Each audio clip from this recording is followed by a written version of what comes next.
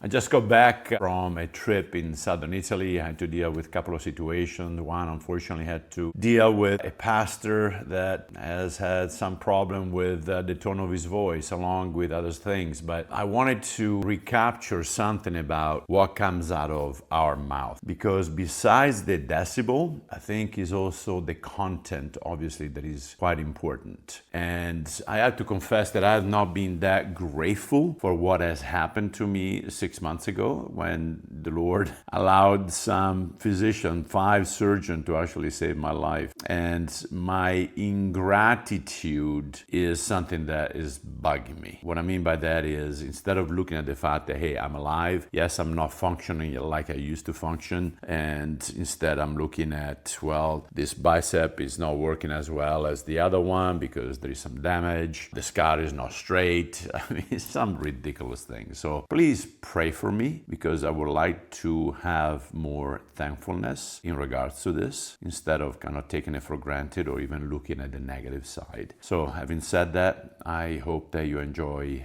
this video, and Lord willing, I will catch you next week. Ciao. What is coming out of your mouth? We all know the saying that you are what you eat, meaning that we focus obviously on what goes into our mouth. But how many people evaluate, or I should say maybe control, the opposite? And Jesus tells us in Matthew that it is not what goes into the mouth that defiles a man, but what comes out of the mouth that defiles a man. Now, the reason that I ask about what comes out of your mouth is because my older sister was visiting me for a few days. And as we were talking about our past, something strange, some weird, strange reactions actually came out of me that I wasn't expecting. And obviously, it's something that somehow I have buried in my subconscious, because the simple fact that my voice rose a few decibels show that there is some unresolved conflict or maybe some unmet expectations there. And the part that bothered me the most, though, is that as a believer, I am called to weigh the words that I use and also the tone to express them. So in essence, the tone of mine and your voice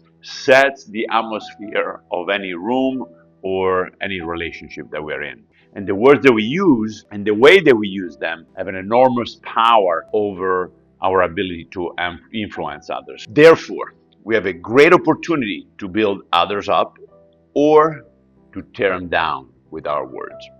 And that is why the Apostle Paul tells us in Ephesians 4:29, he says, "Let no corrupt word proceed out of your mouth, but what is good for necessary edification, that it may impart grace to the hearer."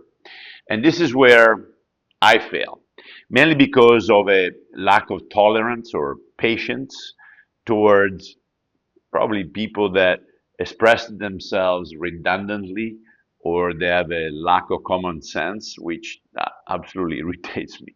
But regardless, I know that this is no excuse for me to fall short of the bar that the Lord has set before me. And this reminded me of an anecdote about the cup of coffee.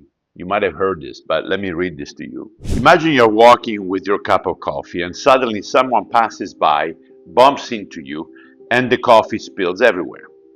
Why did you spill the coffee? Because someone pushed me. Wrong answer. You spilled the coffee because that is what was in your cup. If it had been tea, you would have spilled tea. What is in your cup is what will spill out. The same thing happens when life shakes you. What is inside of you is what will pour out onto others. You can walk around pretending your cup is full of virtues, but when life pushes you, what you truly have inside will spill out. In the end, the truth always comes out. So ask yourself, what is in my cup? When life tests me, what will I pour out?